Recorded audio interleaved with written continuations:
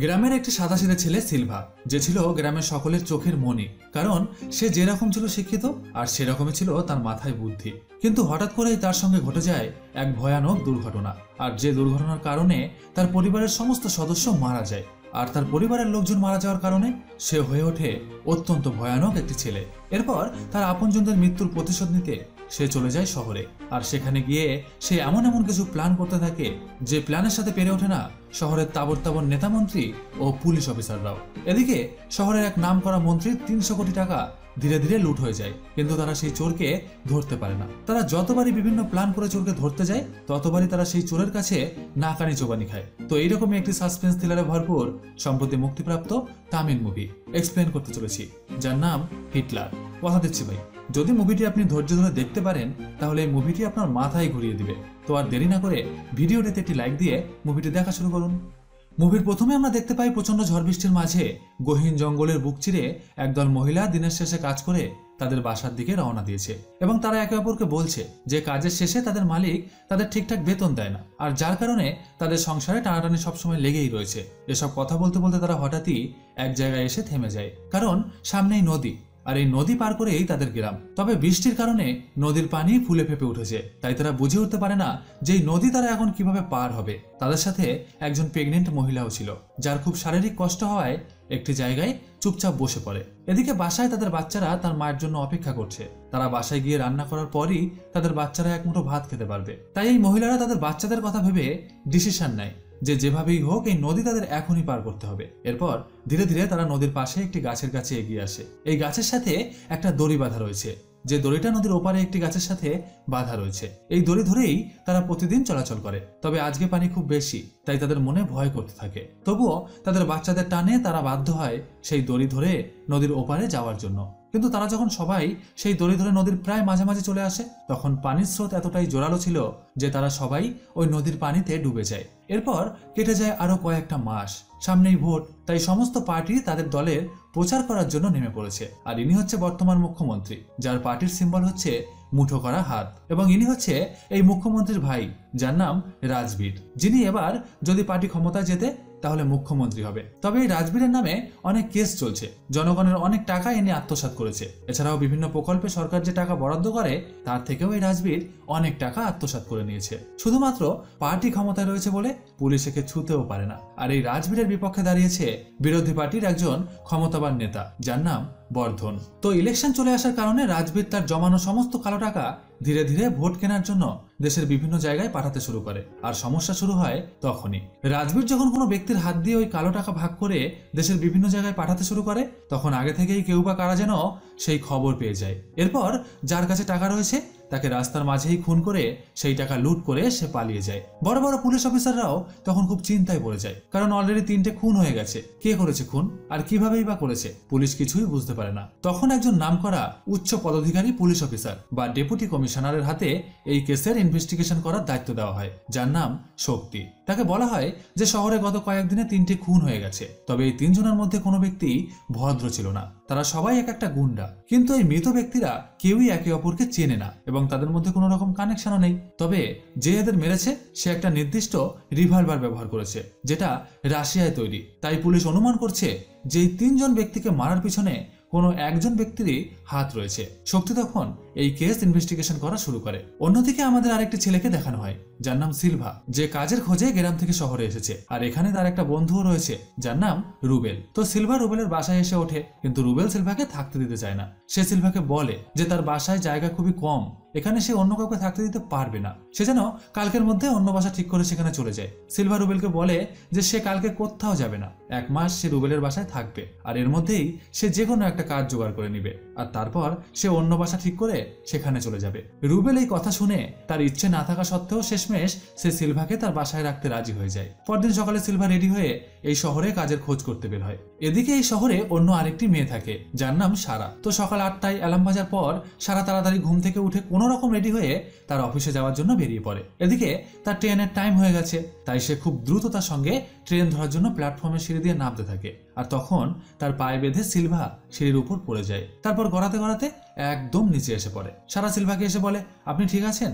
আমি একদম বুঝতে পারিনি, প্লিজ কিছু মনে করবেন না। সে যখন এসব কথা সিলভাকে বলতে থাকে তখন প্ল্যাটফর্মে ট্রেন চলে আসে। সে তখন সিলভাকে আর কিছু না বলেই তার বান্ধবীকে নিয়ে তাড়াতাড়ি দৌড়ে ট্রেনে উঠে পড়ে। সিলভা কিছুই বলে না, সে মেয়েটার দিকে এক দৃষ্টিতে তাকিয়ে থাকে। এরপর সেও দৌড়ে ওই একই ট্রেনে উঠে পড়ে। আর ওই ট্রেনে কিছু ছেলে কাগজের বাক্স করে কিছু নিয়ে কোথায় যেন যাচ্ছিল এবং ফোনে কি যেন দেখতে দেখতে তারা হাসাহাসি করছিল। এর মাঝেই ট্রেনের ওই কম্পার্টমেন্টে অন্য একজন ব্যক্তি তার পকেটে হাত দিয়ে দেখে যে তার পকেটে থাকা তার টাকার ব্যাগটি চুরি হয়ে গেছে। সে তখন চিৎকার চেঁচামেচি করতে লাগলে পাশে থাকা অন্য আরেকজন লোক আরেকটি লোককে দেখিয়ে বলতে লাগে যে এই লোকটি তার মানিব্যাগটি চুরি করেছে। আর তখনই সেই কম্পার্টমেন্টে ঝামেলা বেঁধে যায়। লোকাল ট্রেন ভাই, তাই পকেট মার তো থাকবেই, আর ঝামেলাও হবে, কিচ্ছু করার নেই। অন্যদিকে সিলভা সারাকে ট্রেনের মধ্যে খুঁজতে থাকে। আর তখন সারার বান্ধবী সিলভাকে দেখে সারাকে বলে যে যেই ছেলেটি একটু আগে সারার পায়ে বেঁধে সিঁড়ি থেকে পড়ে গেছিল সেই ছেলেটা তাকে খুঁজছে। সারা তখন তার ওড়না মাথায় দিয়ে সিলভার কাছ থেকে নিজেকে আড়াল করার চেষ্টা করে। এর পরের স্টেশনে সে নেমে তার অফিসে চলে যায়। আর সিলভা সারা এইভাবে তাকে দেখে দৌড়ে পালিয়ে গেল দেখে মুচকি মুচকি হাসতে থাকে। সারা অফিসে গিয়ে তার ডেস্কে বসে তার কম্পিউটার ওপেন করতে গেলে তার একজন কলিগ এসে জানায় যে তাকে ম্যানেজার ডাকছে। সারা ম্যানেজারের কাছে যায়। ম্যানেজার তখন সারাকে বলে যে এই বছর কোম্পানি লসে রান করছে, তাই তারা ডিসিশন নিয়েছে যে কিছু এমপ্লয়িকে তারা এবার ছাঁটাই করে দিবে। আর তার মধ্যে সারাও একজন। সারা তখন ম্যানেজারের কাছে অনেক রিকোয়েস্ট করে যাতে তাকে এই চাকরি থেকে বরখাস্ত না করা হয়, কিন্তু ম্যানেজার তার কোনো কথাই শোনে না। আজকে সারার মেজাজ খুবই গরম, তাই সে চুপচাপ তার বান্ধবী কল্পনার সঙ্গে যখন বাসায় ফিরছিল তখন সিলভার সাথে তাদের আবার দেখা হয়ে যায়। সিলভা সারার সামনে গিয়ে তাকে বলে যে হ্যালো, তোমার মতো এত পাষাণ হৃদয়ের মানুষ আমি কখনো দেখিনি। যদি আমার সিঁড়ি থেকে পড়ে হাত পা ভেঙে যেত বা মাথায় আঘাত লেগে আমি কোমায় চলে যেতাম তাহলে কি হতো? সারা কোনো উত্তর না দিয়ে বলে তুমি তোমার এই বলদ মার্কা ফ্রেশ নিয়ে আমার সামনে কেন এসেছো? আজকে সকালে তোমার মুখ দেখার পরেই আমার চাকরিটা চলে গেল।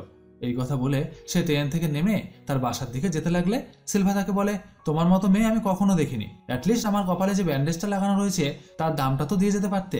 সারা আর কিছু না বলে বাসায় চলে যায়। এদিকে সেই পুলিশ অফিসার শক্তি ইনভেস্টিগেশন শুরু করে দিয়েছে। সে প্রথমে যে 3 জন ব্যক্তি মারা গেছে তাদের সবার বাসায় একে একে যায় এবং তাদের পরিবারকে তাদের ছেলেদের সম্বন্ধে বিভিন্ন রকম কথা জিজ্ঞাসাবাদ করতে থাকে। আর তখন সে লক্ষ্য করে যে যারা মারা গেছে তাদের প্রত্যেকের সঙ্গেই মুখ্যমন্ত্রীর খুব ঘনিষ্ঠ সম্পর্ক রয়েছে এবং মুখ্যমন্ত্রী ও তার ভাইয়ের সাথে এদের প্রত্যেকেরই ছবি তুলে বাড়িতে রেখে দেওয়া রয়েছে। অফিসার শক্তি তখন যারা মারা গেছে তাদের প্রত্যেকের বাড়ি থেকে সেই ছবিগুলো নিজের ফোনে ক্যাপচার করে নেয়। এরপর তাদের বাড়ির আশেপাশের বিভিন্ন লোকের কাছে তাদের সন্ধান নেওয়ার চেষ্টা করে। আর তখন একটা লোক শক্তিকে জানায় যে যারা মারা গেছে তাদের সম্বন্ধে এই লোকটি অনেক কিছু জানে এবং এই পুলিশ অফিসারকে এই লোকটি তদন্তে সাহায্য করতে পারে। এরপর এই লোকটি অফিসার শক্তিকে একটি গুপ্ত ডেরায় নিয়ে যায়। আর এই ডেরায় যে প্রধান তার নাম হচ্ছে অবিনাশ। শক্তি যখন এই অবিনাশের ডেরার ভিতরে ঢুকছিল তখন অবিনাশ তার একজন কর্মচারীকে জিজ্ঞাসা করে যে সেদিন ট্রেনের ভিতর থেকে অতগুলো টাকা কিভাবে উধাও হয়ে গেল। ছেলেটি জানায় যে একটা লোক হঠাৎই সেদিন ট্রেনের কম্পার্টমেন্টে চিৎকার করে বলে যে তার মানিব্যাগটা চুরি হয়ে গেছে। এরপর সে আমাদের দোষারোপ করতে থাকে। এর মাঝেই কেউ একজন আমাকে এসে ঘুষি মারে, আর ঘুষি মারার সঙ্গে সঙ্গে আমি জ্ঞান হারিয়ে মাটিতে পড়ে যাই। এরপর যখন আমার জ্ঞান ফেরে তখন দেখি যে আমাদের দলের সমস্ত লোক সেখানে মার খেয়ে পড়ে রয়েছে আর আমাদের কাছে থাকা সমস্ত টাকা লুট হয়ে গেছে। অবিনাশ তখন বলে যে যখন টাকাই সাবধানে নিয়ে যেতে পারলি না তখন তোর বাঁচারও কোনো অধিকার নেই। এই বলে অবিনাশ সেই লোকটিকে মেরে ফেলে। আসলে সেদিন যখন ট্রেনে একজন লোকের মানিব্যাগ চুরি হয়ে গেছিল বলে লোকটি চিৎকার করছিল তখন সেখানে মোবাইল নিয়ে যে ছেলেগুলো দাঁড়িয়েছিল তারা সবাই ওই কাগজের বাক্সে টাকা নিয়ে অন্য কোথাও পৌঁছে দিতে যাচ্ছিল। আর তখনই এই ঘটনা ঘটেছে। এদিকে শক্তি যখন ডেরায় ঢুকছে তখন শক্তি লক্ষ্য করে যে সেখানে প্রচুর টাকা ঢেলে গোনা হচ্ছে। এরপর টাকাগুলো বান্ডিল করে সেই মুঠো করা হাতের পার্টির সিম্বলের কাগজের ভিতর ঢুকিয়ে সাজিয়ে রাখা হচ্ছে। শক্তি বুঝে যায় যে এই সমস্ত টাকা কালো টাকা, যে টাকা ইলেকশন করার জন্য দেশের বিভিন্ন জায়গায় পাঠানো হবে বলেই সাজিয়ে রাখা হচ্ছে। এর মাঝেই শক্তির ফোনে এক আইপিএস অফিসারের ফোন আসে। সে শক্তিকে জানায় যে আমি জানি শক্তি তুমি কোথায় আছো, তবে তুমি কোনো কিছুতেই কান দেবে না। তোমাকে যে ইনভেস্টিগেশনের দায়িত্ব দেওয়া হয়েছে শুধুমাত্র সেদিকেই ফোকাস রাখো, আর বাকি কোথায় কি হচ্ছে সেদিকে তোমার লক্ষ্য না রাখলেও চলবে। তখন শক্তি বুঝে যায় যে সে বর্তমানে এখন যে জায়গায় রয়েছে এটা কোনো সাধারণ জায়গা নয়। এখানকার লোকজনের সঙ্গে বিভিন্ন মন্ত্রীর যোগাযোগ রয়েছে, তাই আইপিএস অফিসার তাকে সাবধান করে দিল। এর মাঝেই শক্তির সাথে অবিনাশের দেখা হয়ে যায়। অবিনাশ তখন শক্তিকে সমস্ত ব্যাপারটা জানায়। সে জানায় যে সামনে যে ইলেকশন আসতে চলেছে সেই ইলেকশন করার জন্য টাকা এখান থেকে ডিস্ট্রিবিউট করা হয় এবং এই টাকা দেশের বিভিন্ন জায়গায় পাঠানো হয়। তবে সমস্যা হলো যে যখন তারা টাকাটা পাঠায় তখন কে যেন আগের থেকেই সন্ধান পেয়ে যায় আর তারপর অবিনাশের লোকদের মেরে সেই টাকা লুট করে সে পালিয়ে যায়। এখনো পর্যন্ত তারা আমাদের 230 কোটি টাকা লুট করে নিয়েছে। তবে এর জন্য আমরা পুলিশের কাছে কোনো কমপ্লেন করতে পারছি না, কারণ সমস্ত টাকাটাই কালো টাকা। তাই আপনাকে শুধুমাত্র খুনিকে ধরার জন্য দায়িত্ব দেওয়া হয়েছে, কারণ খুনি যদি ধরা পড়ে তাহলে সে টাকা কোথায় লুকিয়ে রেখেছে সেটা আমরা বের করে নিব। তারা যখন এসব কথা বলছিল তখন শক্তির চোখ যায় পাশের একটি চেয়ারে, যেখানে বসে রয়েছে মুখ্যমন্ত্রীর ভাই রাজবীর। রাজবীর শক্তিকে বলে যে সে বর্তমানে অনেকগুলো কেসে ফেসে রয়েছে, যদি সে ইলেকশনে জিততে না পারে তাহলে তার সারা জীবনটা জেলের ভিতরেই কাটাতে হবে। এদিকে তার সমস্ত টাকাই লুট হয়ে যাচ্ছে, তাই যেভাবেই হোক এই লোকটিকে আপনার খুঁজে বের করতেই হবে। এই দুনিয়ায় আমার বড় ভাই ছাড়া সবাই আমার শত্রু, এমনকি আমার স্ত্রী, আমার সন্তান, সবাই। আর সব থেকে বড় শত্রু হচ্ছে আমার বিপক্ষে ভোটে দাঁড়িয়েছে যে, যার নাম বর্ধন। আমার মনে হয় এই বর্ধনই আমার টাকাগুলো কাউকে দিয়ে লুট করিয়ে নিয়ে যাচ্ছে।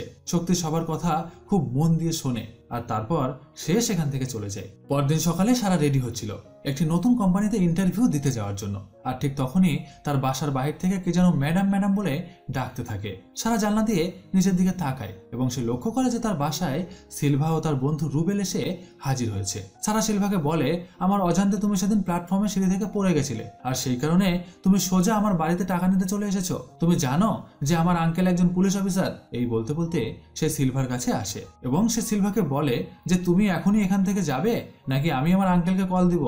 সিলভা তখন জানায় যে সারার মা অনলাইনে একটা পুরাতন ল্যাপটপ বিক্রি করার পোস্ট করেছে আর সেই ল্যাপটপটা সিলভা কিনতে ইচ্ছুক, সেই কারণেই সে তাদের বাসায় এসেছে। আর এটা যে সারার বাসা সেটা যদি সে জানতো তাহলে সে কখনোই এই বাসায় আসতো না। সারা তখন সিলভাকে আর কিছু না বলেই ইন্টারভিউ দেওয়ার জন্য বেরিয়ে পড়ে। সারা আজকে ইন্ডিয়ার একটা বড় কোম্পানি যার নাম IBM, এই কোম্পানিতে সারা ইন্টারভিউ দিতে যাচ্ছে। তো সারা সেই কোম্পানিতে পৌঁছানোর পর সে যখন ইন্টারভিউ দিতে বসে তখন সে একটা প্রশ্নের উত্তর দিতে পারে না, আর সেই কারণে সে ওই কোম্পানিতে জবটাও পায় না। তাই সে একটি নির্জন জায়গায় গিয়ে বসে থাকে। আর ঠিক তখনই সিলভা তাকে ফোন করে। আসলে সিলভা যখন সারার বাসায় ল্যাপটপটা কিনতে যায় তখন তার কাছে ক্যাশ টাকা ছিল না, তাই সে যখন সারার মাকে একটা চেকের মাধ্যমে টাকাটা দিতে চায় তখন সারার মা সেই চেক নিতে রাজি হয় না। তাই সে ব্যাংক থেকে ক্যাশ টাকা তুলে যখন তাদের বাসায় ল্যাপটপটা কিনতে যায় তখন তাদের বাসার দরজা বন্ধ দেখে সিলভা সারার মাকে ফোন করে। সারার মা সিলভাকে তার মেয়ের ফোন নাম্বারটা দিয়ে তার সাথে যোগাযোগ করে তাকেই টাকাটা দিয়ে দিতে বলে, আর সেই কারণেই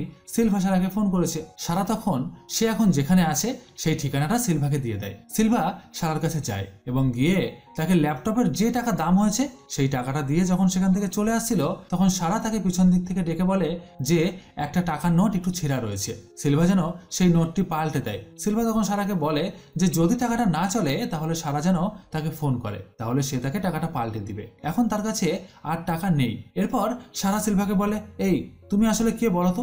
সেদিন তোমার মুখ দেখার পর আমি আমার চাকরিটা হারিয়েছি, আর আজ সকালে আমি তোমার মুখ দেখে ইন্টারভিউতে পাশ করতে পারিনি। তুমি আমার সামনে আর কোনোদিনও আসবে না। সিলভা হাসতে হাসতে বলে, আমি তোমার কাছে আনলাকি হতে পারি কিন্তু তোমার মুখটা আমার কাছে খুবই লাকি। প্রথম দিন তোমার মুখ দেখে আমি একটা চাকরি পেয়েছি আর আজকে তোমার মুখ দেখে একজন লাইফ পার্টনার পেয়েছি। সারা তখন খুব রেগে যায় এবং সিলভাকে বলে, তুমি যা পেয়েছো সব তোমার কাছ থেকে হারিয়ে যাবে, তোমার চাকরিও হারিয়ে যাবে আর তোমার লাইফ পার্টনারও তোমার কাছে থাকবে না, এটা আমার অভিশাপ। সিলভা এই কথা শুনে হাসতে থাকলে সারা বলে, আচ্ছা একটা কাজ করো তো, তোমার আমার মুখ দেখে তো অনেক উন্নতি হয়েছে, তাহলে এখন আমাকে একটা হেল্প করবা? আমি এখন একটু ড্রিঙ্ক করতে চাই, আমাকে যেভাবেই হোক একটু ড্রিঙ্কের ব্যবস্থা করে দাও। সিলভা তখন সারাকে নিয়ে একটি জায়গায় যায় আর এই জায়গাটার নাম হচ্ছে হোটেল পার্ক। এরপর একটি মদের বোতল কিনে সারাকে দেয়। সারা তখন মদ খেতে খেতে সিলভাকে বলে যে সে আসলে মাতাল না, তার মদ খাওয়ার অভ্যাস নেই, কিন্তু আজকে সে খুবই আপসেট, সেই কারণেই আজকে মদ খাচ্ছে। তাছাড়া সে একজন উচ্চ বংশের মেয়ে এবং সে গলা পর্যন্ত মদ খায় না যে মাতাল হয়ে যাবে। তাই সিলভা যদি ভাবে যে সে তাকে মদ খাইয়ে তার যা ইচ্ছা তাই সারার সাথে করবে তাহলে সিলভা ভুল ভাবছে। সিলভা এসব কথা শোনার পর সারাকে বলে, তুমি এখানে বসো, আমি 10 মিনিটের মধ্যে তোমার কাছে চলে আসব।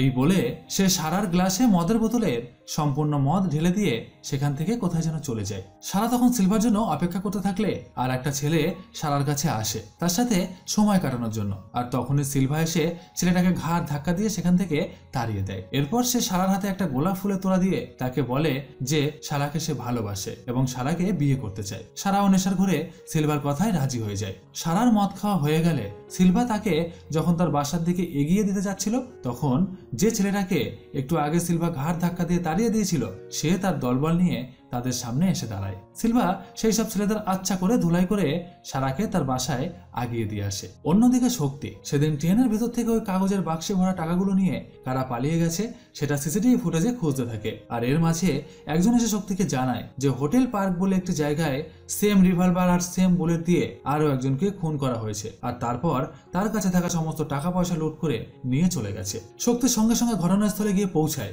এরপর সেই মৃতদেহটিকে ভালো করে দেখে তারপর সেখানকার সমস্ত সিসিটিভি ফুটেজ চেক করতে থাকে। কিন্তু যে এই কাজটা করেছে সে তো খুবই চালাক, তাই সে ওই হোটেলে ঢোকার আগেই সিসিটিভি ক্যামেরাগুলোর সামনে এক ধরনের তরল পদার্থ লাগিয়ে দেয়, যার ফলে কোনো ব্যক্তির মুখ স্পষ্ট দেখা যাচ্ছিল না।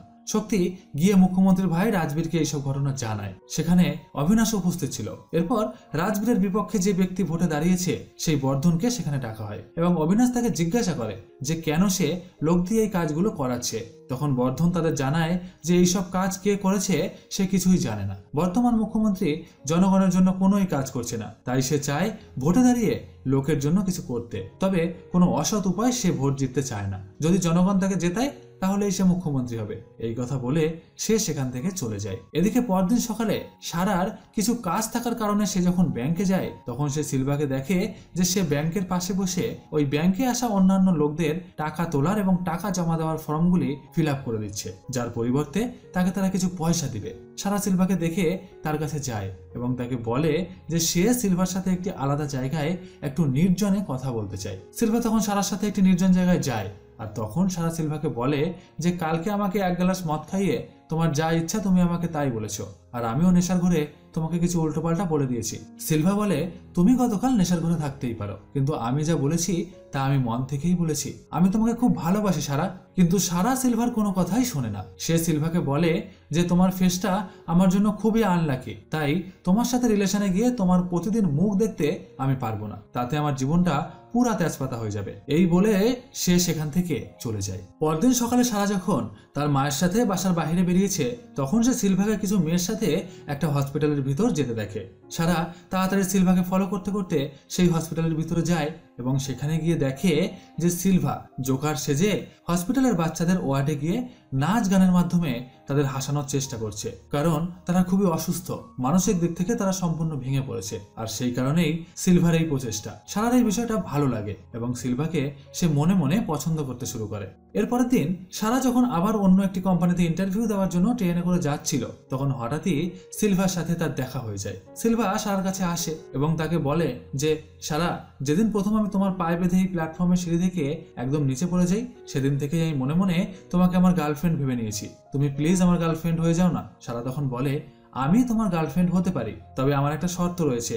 সিলভা যখন সারার কাছে সেই শর্তের কথা জানতে চায় তখন সারা সিলভাকে জানায় যে এখন তার পিছন ঘুরে দাঁড়াতে হবে। এরপর সারা এই ট্রেনের ভিতরেই কোথাও লুকিয়ে পড়বে। সারা তার গন্তব্যস্থানে নেমে যাওয়ার আগেই সিলভার কাজ হবে সারাকে এই ট্রেনের ভিতর থেকে খুঁজে বের করা। যদি সে তাকে খুঁজে বের করতে পারে তাহলে সারা তার গার্লফ্রেন্ড হতে রাজি হয়ে যাবে। এরপর সিলভা পিছন ঘুরে দাঁড়ায় আর সারা ট্রেনের ভিতরেই লুকিয়ে পড়ে। সিলভা তাকে খুঁজতে শুরু করে। এদিকে শক্তি সেই খুনিকে ধরার জন্য আজকে নতুন একটা প্ল্যান বানিয়েছে। সে অবিনাশ ও রাজবীরকে বলেছে যে আজকে কিছু টাকা নিয়ে তার লোকজন ট্রেনে করে যখন যাবে তখন শক্তি তার অফিসারদের নিয়ে সেই লোকগুলোকে ছদ্মবেশে ফলো করবে। যখন সেই খুনি যাদের কাছে টাকা রয়েছে তাদের অ্যাটাক করবে তখন শক্তি গিয়ে তাকে অ্যারেস্ট করে নেবে। শক্তির কথা মতো রাজবীরের লোকজন সেই ট্রেনে টাকা নিয়ে ওঠে। শক্তিও তার দলবল নিয়ে ছদ্মবেশে রাজবীরের লোকজনদের দূর থেকে দাঁড়িয়ে দাঁড়িয়ে ফলো করতে থাকে। অন্যদিকে ওই একই ট্রেনে সিলভা সারাকে খুঁজতে থাকে। সারা একের পর এক ট্রেনের কম্পার্টমেন্ট পাল্টে অন্য কম্পার্টমেন্টে এসে লুকিয়ে পড়ে আর সিলভা তাকে খুঁজতে খুঁজতে এক কম্পার্টমেন্ট থেকে অন্য কম্পার্টমেন্টে আসতে লাগে। এর মাঝেই যে কম্পার্টমেন্টে রাজবীরের লোকজন টাকা নিয়ে দাঁড়িয়ে রয়েছে সেই কম্পার্টমেন্টে একজন মহিলা পুলিশ অফিসারের সঙ্গে একজন কলা বিক্রেতা ও আর একজন মহিলার ঝগড়া বেঁধে যায়, কারণ সেই মহিলা পুলিশ অফিসার তাদের ঠেলা দিয়ে ভিতরে ঢোকার চেষ্টা করছিল আর সেই কারণেই ঝগড়াঝাটি শুরু হয়ে যায়। শক্তি দূর থেকে যাদের কাছে টাকার ব্যাগ রয়েছে তাদের আর দেখতে পায় না। সে তখন তাড়াতাড়ি করে ওই কম্পার্টমেন্টে আসে, কিন্তু ততক্ষণে যা হওয়ার তা হয়ে গেছে। রাজবীরের লোকেদের কে যেন মেরে ট্রেনের ভিতরেই ফেলে রেখে সমস্ত টাকা লুট করে পালিয়ে গেছে। এরপর শক্তি কারা টাকাটা লুট করে পালিয়ে গেল তাদের খোঁজা শুরু করে। এদিকে সিলভাও সারাকে খুঁজে পেয়ে গেছে, তাই সারাও সিলভার গার্লফ্রেন্ড হতে রাজি হয়ে গেছে। তাই তারা যখন দুজন এক জায়গায় দাঁড়িয়ে একে অপরের দিকে তাকিয়ে থাকে, তখন শক্তিও সেই কম্পার্টমেন্টের এক পাশে এসে দাঁড়ায়, আর অন্য পাশে এসে দাঁড়ায় রাজবীরের একজন ছেলে। এরপর সেই ছেলেটা ধীরে ধীরে তার কাছে থাকা একটা রিভলভার বের করে এবং শক্তির দিকে তাক করে গুলি চালিয়ে দেয়। কিন্তু গুলিটা শক্তির গায়ে না লেগে বরং লেগে যায় সিলভার হাতে। সিলভা প্ল্যাটফর্মের উপরেই পড়ে যায়। সারা তখন সিলভাকে হসপিটালে নিয়ে যায় আর শক্তি চলে আসে অবিনাশের কাছে। এরপর শক্তি অবিনাশকে মারতে শুরু করে দেয় আর বলতে থাকে যে তার দলের ভিতরে এমন কেউ আছে যে এই টাকা লুট করার ষড়যন্ত্রে যুক্ত আছে, আর সেই কারণেই সে শক্তিকে আজকে গুলি করতে চেয়েছিল। কিন্তু একটা সাধারণ মানুষ তাদের মাঝে এসে পড়ায় সে আজকে বেঁচে গেছে। যদি অবিনাশ বাঁচতে চায় তাহলে যে শক্তিকে গুলি করার চেষ্টা করেছে তাকে যেন এখনই শক্তির সামনে এনে হাজির করে। আর তখন ধর্ম নামে একটা ছেলে এসে শক্তির সামনে দাঁড়ায়। শক্তি তখন ধর্মের দিকে রিভলভার তাক করে তাকে জিজ্ঞাসা করে যে সে কেন তাকে গুলি করতে চেয়েছিল। তখন ধর্ম বলে যে সে শক্তিকে গুলি করতে চায়নি, সে যার গায়ে গুলিটা লেগেছে তাকেই গুলি করতে চেয়েছিল, কারণ সেই ওই টাকা লুট করার সময় তাদের ছেলেদের মেরে ট্রেনে ফেলে রেখেছিল।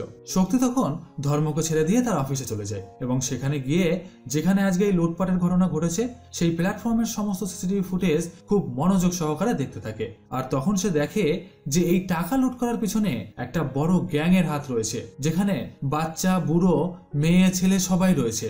আর এরা সবাই মিলে বিভিন্ন রকম ছদ্মবেশে ট্রেনের যে বগিতে রাজবীরের লোকজন টাকা নিয়ে যাচ্ছিল সেই বগিতে উঠে পড়ে। এরপর যাদের কাছে টাকা আছে তাদের চারিপাশে সবাই ঘিরে দাঁড়ায়, বাহির থেকে কেউ বুঝতে না পারে যে ভিতরে কি হচ্ছে। আর তখন কেউ একজন ওই ভিড়ের মধ্যে ঢুকে যায় আর তারপর তাদের সবাইকে মেরে এসে সেখান থেকে চলে যায়। তবে সিসিটিভি ফুটেজে সিলভাকে দেখা গেলেও সিলভার হাতে কোনো টাকার ব্যাগ বা টাকা পয়সা দেখা যায় না। শক্তি তখন সিলভা ও তার গ্যাংয়ের সম্বন্ধে আরো এভিডেন্স জোগাড় করার জন্য তার বাসার আশেপাশে গোয়েন্দা লাগিয়ে দেয়, সিলভা কখন কোথায় যাচ্ছে, কি করছে সেটা ফলো করার জন্য। এদিকে যে গ্যাং এই টাকা পয়সা লুট করেছে তারা সবাই রাতারাতি সেই টাকা নিয়ে গ্রামে চলে যায়। কিন্তু এত টাকা নিয়ে তারা গ্রামে গিয়ে কি করবে সেটা আমরা আর কিছুক্ষণের মধ্যেই জানতে পারবো। অন্যদিকে সিলভাকে প্রতিদিন গোয়েন্দারা ফলো করার পরেও যখন কোনো ক্লু খুঁজে পায় না, তখন সিলভার বন্ধু রুবেলকে তারা ধরে নিয়ে যায় এবং রুবেলের কাছে তারা একটা ক্যামেরা দিয়ে বলে সেটাকে তার বাসায় সিলভা যে রুমে থাকে সেই রুমে লাগিয়ে দিতে। রুবেল পুলিশ অফিসারদের কথা শুনতে বাধ্য হয়, কারণ রুবেল যদি অফিসার শক্তির কথা না শোনে তাহলে তারা তাকে জেলের মধ্যে বন্ধ করে রাখবে। এই ভয় রুবেল বাসায় গিয়ে সিলভার রুমে সেই ক্যামেরা লাগিয়ে সিলভার ঘরে থাকা প্রত্যেকটা জিনিস খুলে ক্যামেরার সামনে দেখাতে থাকে। আর দূর থেকে শক্তি এই সমস্ত কিছুই খুব মনোযোগ দিয়ে দেখতে থাকে। এর মাঝেই সিলভা বাসায় এসে তার জামা কাপড়, আলমারি সব উলট পালট দেখে বুঝে যায় যে রুবেল তার রুমে কিছু একটা করেছে। সিলভা রুবেলকে কিছু জিজ্ঞাসা করতে গিয়েও জিজ্ঞাসা করে না। পরদিন সকালে সিলভা সারাকে নিয়ে একটি শপিং মলে যায় আর সেখানে একটা ছেলে তার ফোন দিয়ে সিলভার ছবি তুলতে লাগলে সিলভা তাকে ধরে মারতে শুরু করে দেয়। সারা তখন সিলভাকে কোনো রকম সামলে শপিং মলের বাইরে নিয়ে আসলে তখন একদল গুন্ডা সিলভাকে তাড়া করতে শুরু করে দেয়। সিলভা তখন সারাকে রেখেই সেখান থেকে পালিয়ে যেতে থাকে। আর এই ফাঁকে অফিসার শক্তি সারার কাছে আসে এবং সারাকে জানায় যে সে যাকে ভালোবাসে অর্থাৎ সিলভা সে কোনো সাধারণ মানুষ নয়, সে একটা চোর এবং খুনি। সে এখনো পর্যন্ত প্রায় 300 কোটি টাকা লুট করেছে আর যার কারণে পুলিশ তাকে খুঁজছে। সিলভা তোমাকে ঠকিয়েছে, সে তার সম্বন্ধে তোমাকে কখনো কিচ্ছু জানায়নি, তাই তোমার আমাকে একটা সাহায্য করতে হবে। তোমাকে সব সময় পুলিশ ফলো করবে, তাই তোমার ভয় পাওয়ার কোনো কারণ নেই। সিলভার কাছ থেকে তোমার সত্যটা বের করে আনতে হবে।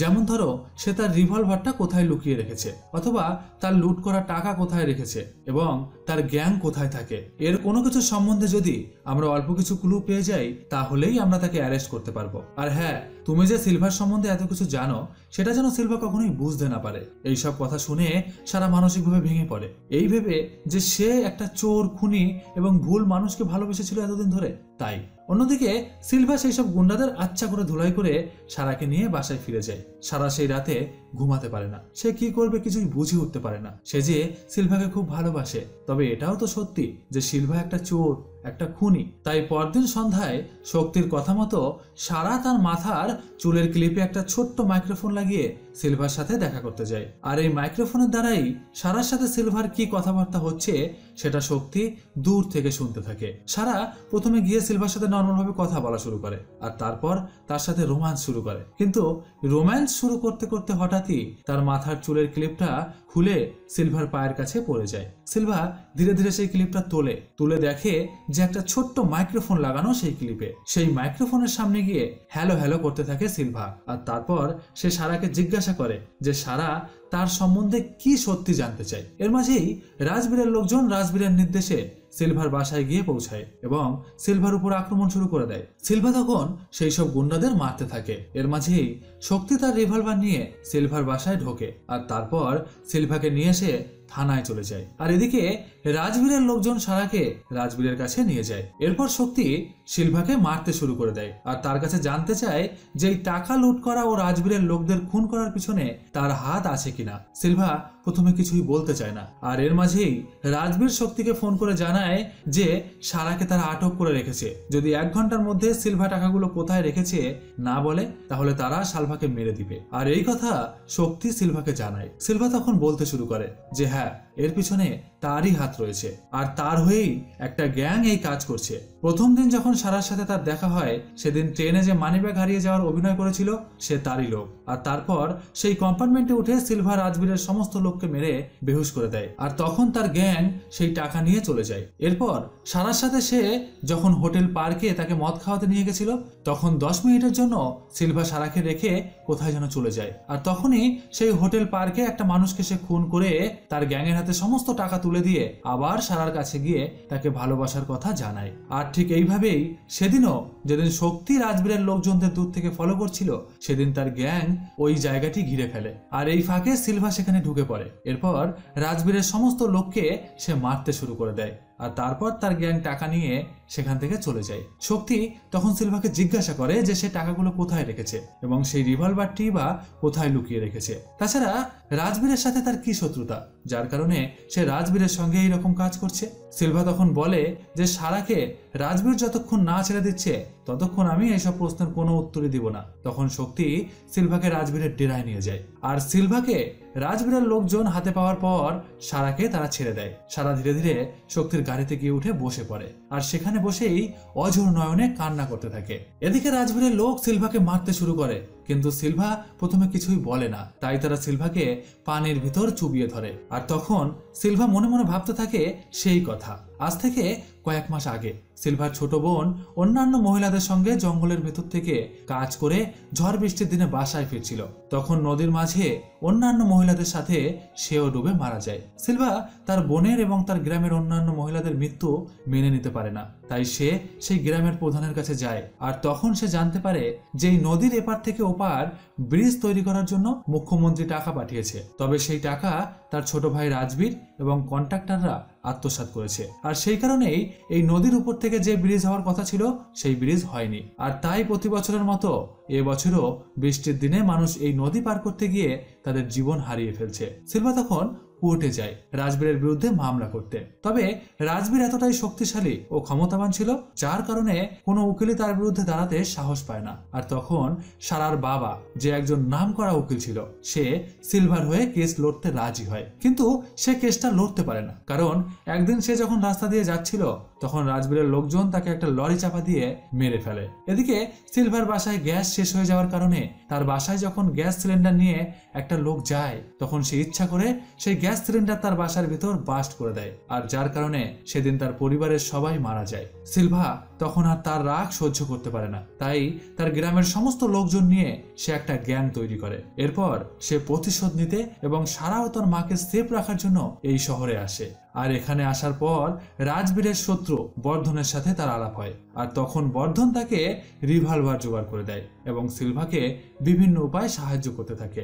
এমনকি বর্ধনের একজন ঘনিষ্ঠ লোক রাজবীরের সঙ্গে সবসময় থাকতো, সে সিলভাকে সমস্ত খবর দিয়ে দিত। সিলভা যখন এসব কথা ভাবতে থাকে তখন অবিনাশ তাকে পানির ভিতর থেকে আবার উপরে তুলে নিয়ে আসে আর তখন সিলভা ফুল দমে অ্যাকশন শুরু করে দেয়। সে রাজবীরের সমস্ত লোককে মারতে থাকে। ভিতরে গন্ডগোলের আওয়াজ শুনে অফিসার শক্তি বাসার ভিতরে প্রবেশ করে। এদিকে অবিনাশ সিলভার দিকে রিভলভার তাক করে গুলি চালিয়ে দেয়। তখন সিলভা সরে গেলে সেই গুলি গিয়ে অফিসার শক্তির হাতে লাগে। শক্তি তখন অবিনাশের বুকে গুলি চালায় আর অবিনাশ সেখানেই মারা যায়। শক্তির গায়ে গুলি লাগার পর শক্তির মাথাটা যেন কিরকম ঝিমঝিম করতে থাকে, তার চারিপাশ সবকিছু তার চোখের সামনে ঘোলা হয়ে যেতে থাকে। আর তখন সে স্পষ্টভাবে দেখতে পায় যে সিলভা সেখানে থাকা রাজবীরের কালো টাকার শেষ ব্যাগটা নিয়ে পালিয়ে যাচ্ছে। এরপর শক্তিকে হসপিটালে ভর্তি করা হয়। শক্তিও ধীরে ধীরে সেরে ওঠে। আর এর মাঝেই নির্বাচনের রেজাল্ট বের হয়, যেখানে বর্ধন বিপুল ভোটে জয়ী হয়। আর রাজবীর নির্বাচনে হেরে যাওয়ার কারণে তাকে পুলিশ তার উপরে থাকা সমস্ত মামলার কারণে তাকে ধরে নিয়ে জেলের ভিতর ঢুকিয়ে দেয়। শক্তি ধীরে ধীরে সুস্থ হয়ে উঠলে সে তার কিছু লোক নিয়ে সিলভা যে গ্রামে থাকে সেই গ্রামে যায়। আর তখন গিয়ে দেখে যে সিলভা গ্রামের সমস্ত গ্রামবাসীদের নিয়ে তার সমস্ত লুট করা টাকা দিয়ে নদীর এপার থেকে ওপার পর্যন্ত একটি ব্রিজ তৈরি করছে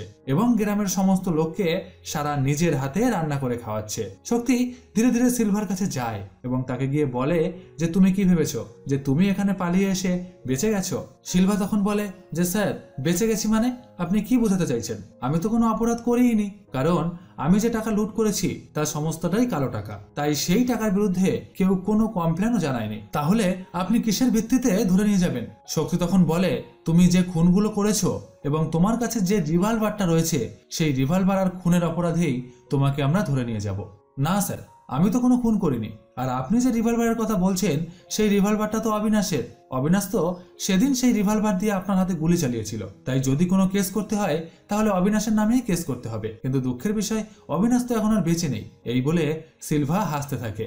আসলে সেদিন সিলভা বুদ্ধি করে নিজের রিভলভার অবিনাশের পায়ের কাছে ফেলে দিয়েছিল। আর অবিনাশ সেই রিভলভার দিয়ে যখন সিলভাকে গুলি করতে যায় তখন সেই গুলি গিয়ে শক্তির গায়ে লাগে। তাই ওই রিভলভারে যে ফিঙ্গারপ্রিন্ট রয়েছে সেটা অবিনাশেরই রয়েছে। তাই সিলভার এগেনস্টে পুলিশ অফিসার শক্তি কোনো মামলাই শুরু করতে পারে না। আর এখানেই মুভিটি শেষ হয়ে যায়। আসলে বুদ্ধি থাকলে অনেক সাধারণ মানুষই অসাধারণ হয়ে উঠতে পারে, আবার বুদ্ধি কম থাকলে অনেক ক্ষমতাবান মানুষও নিরুপায় ও অসহায় হয়ে মারা যায়। তো কেমন লাগলো আজকের মুভিটি অবশ্যই কমেন্ট করে জানান। ভালো লাগলে লাইক করুন, শেয়ার করুন, সাবস্ক্রাইব করুন।